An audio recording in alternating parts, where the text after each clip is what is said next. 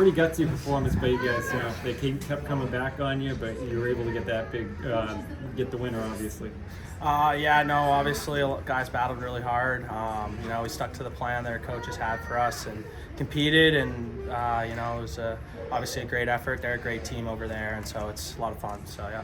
You had the go-ahead goal for the Quinnipiac game. Are you hoping to get the go-ahead goal this time as well? I just try to, compete, play hard, do the little things right, try to help my teammates, and then obviously on that goal, a lot of guys made great plays and was able to put me in a good opportunity. So that's the same way with Quinnipiac. So can't thank my teammates enough for putting me in that, kind of giving me that opportunity, and I was obviously able to capitalize. So. Got it. And as a senior, you're playing your last year with your brother. What is that relation like with you? What is that relation like? Yeah, Maddie and I, we played in high school as well, but it's awesome. I'm so thankful every day to have him around and just hang out with him and get to spend time with him. It's pretty special, so I'm very thankful for that. Last year, Cornell ended your season. How good is it just to get back to them? Yeah, I think before the game, we weren't really thinking about that. We were just kind of taking it as one shift, your first shift, your next shift. Obviously, right, it stunk. They ended our season, but if you start thinking that way, obviously, you just gotta kind of take it a shift at a time. Do it for the guy next to you and get all the little things, and you should be fine. And so that's kind of what we did tonight. So.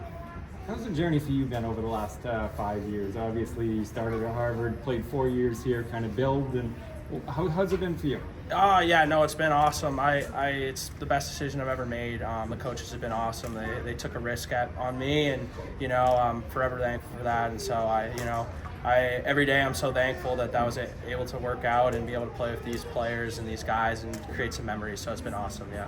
Yeah. What kind of attracted you to here? And obviously, you've kind of been like poster child for what's going on here.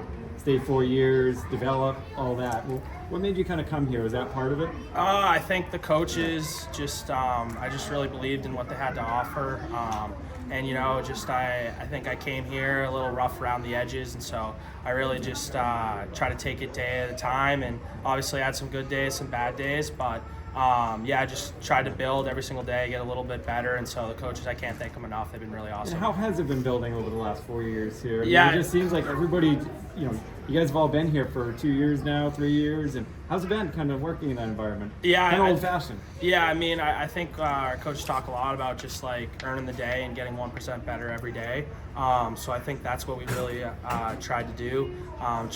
Try to take it a day at a time, right? You never know what play is going to be the difference. So in practice, making it like a game, and so a lot of times the way we practice, games end up slowing down, and so we're seeing the results of just our culture and what we've been building here. And so the brotherhood, the playing with the other 21 guys or 28 guys, and so it's been pretty awesome to see, and I can't thank the coaches and the players enough. Can you just take us to the goal?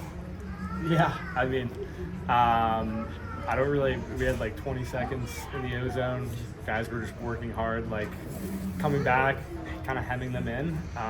So I think every guy on the ice, and maybe even the shift before, was just working and led to a turnover. CJ Foley made a great play at the blue line, gave it to me, and I just shot it. Didn't really look at the net, to be honest, and it went in. So that was awesome. When I talked to you this past week, you said you didn't score any goals your sophomore year. Now you have 2 goals right now. Yeah. How impressed were you from your improvement from your sophomore year now? I think it's just our team has raised its level, and I've kind of gotten in good situations because of that. I think in my sophomore year, I spent a lot of time in the D zone, and we've just improved as a group, and that helps individuals. So. And you also told me about your team chemistry. How high was the team chemistry after this game? Yeah, it was great. I think just we have a lot of great character on this team, and the third period, a lot of adversity, definitely something we want to work on down the line, but just sticking with it every step of the way. That was evident tonight. Got it. And you were on the team last year when Cornell took you guys out of the season. Yeah. I asked you if you were looking for your revenge. You said no. But how good does this feel for you?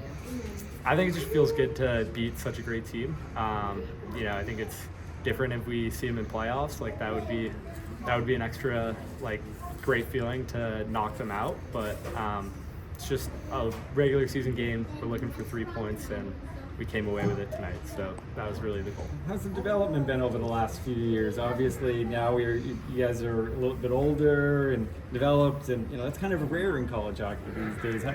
How has that happened for you guys? I think that's something special that we have with this group is we've had a lot of players on this team that had a pretty tough freshman and sophomore year, but I think every individual has taken a step, and I think just our team as a group raised its culture, raised its standard, and I mean this season especially, everyone came in 2 weeks before school started, and just came in great shape. So I think that's really the main difference that we've had. Yeah, first, awesome crowd. I think Thompson is as good as anywhere in the Northeast when the building's full, and it was mostly green, and that was pretty fun to have a full Thompson, and I think that was a big part of our third period because our legs got heavy, and when those fans got into it, our guys fed off it, and we really used that to propel us there in the third. All right, open up for questions. Got it. Are you thinking about next game tomorrow and making sure that you stay undefeated? I'm thinking about next game tomorrow, always, and how do we prepare and how do we play our best, and thinking about the process of getting ready for Colgate, without a doubt. Got it. And Hayden Staffroth, had a good game today as well. We talked this week, and you said you had 8 new freshmen coming into this game. Do you think that helped you for this win? I think our first year guys have had a massive impact on our program. I think because our leadership is so strong, they've fit in seamlessly. Hayden scores the big second goal, but really throughout our lineup, those first year guys, Sylvie was on the ice late in the game. Hank Cleves was giving us big minutes. Josh Shank, I thought that Shank line was as good as anybody tonight. So our first years have fit in and are a part of the success we've had early. What can you say about, you're kind of doing it the old-fashioned way here, develop, nurture. What can you say about that? Obviously, we're seeing the benefit of that. That still kind of can be in the game now. I think the beauty of college sports, what it's always been, is you get 4-year student athletes, you watch them grow as young people, you watch them grow as athletes. I learned from my previous spots, you make guys better each year, you focus on development, and all of a sudden you got seniors and juniors that lead the way, and first year and second year guys fit right in. And so it's the feeling is probably amplified because of what our seniors and juniors went through their first couple of years, and they've been able to grow and feel a little bit of success early on, and just we'll look to build on that. What about a guy like John Fusco? I mean, obviously he's been with you the last 4 years, came over from Harvard, where he was able to get him, and he's kind of just grown with his team, huh? Johnny's been excellent. I mean, he's we have a competitive team. He's the most competitive player in our program. He's matured in how he handles that. He's been an elite defenseman through 5 games. He's been as good as there's been in our league through 5 games, and really proud of him because of his focus, and I know he's only going to keep going. How do you keep the good feelings going here? I think our staff has been consistent with the messaging of we'll learn tonight. It's either repeatable, it's coachable, or we have to eliminate. We have to eliminate that 5-minute penalty. But there's a lot of repeatable things, and then it's kind of nice. Our league is new opponent tomorrow, right? No history with Colgate, and so they're going to be ready to go. They're big points, and we just keep moving forward.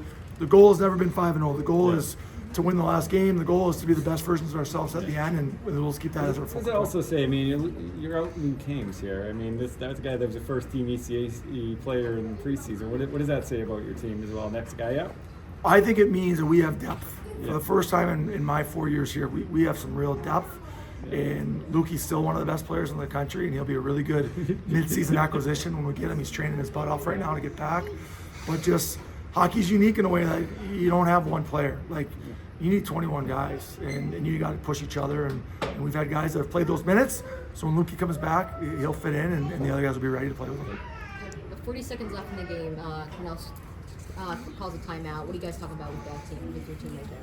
We're just going over the face-off. If we win, here's the plan. If we lose, here's the plan. And then ultimately, we don't want to give anything up on the back door, right? So we know they have an extra player. We want to protect everything on the backside. And our guys did a good job blocking shots and picking up sticks. And you were talking about leadership earlier before. Both of your captains scored tonight. Like, does that help leadership at all? Well, that's the nice thing about this group is they're leaders outside of the rink, they're leaders in the classroom, but now they're also producing. You know, like Chase has the 5 goals, Townley's been great in the PK. So that's, now you got something special when you got the guys that can lead Monday through Thursday, and then also Friday and Saturday. Got it. And great job with the penalty kill this game. You know, what have you seen improving from each week to week? Just growth. Like Jason Tapp has run that. He takes a lot of pride in that. He really challenged our guys before the Princeton game, and our guys have responded. Got it. And during one of your power plays, Cornell unfortunately scored, but you got right back in there. You know, does this hurt you guys or set you back at all? No, if anything, that'll be a great teaching moment. Like, can't give up that shorthand goal. There's plenty of things we'll learn from that. But felt confident to put a power play out for the last 29 seconds, and that was a massive answer to. We answered Cornell 3 times in a row. Cornell scored. We're able to answer, and that speaks a lot to the character in our room. Got it. Thank you. That's all I have.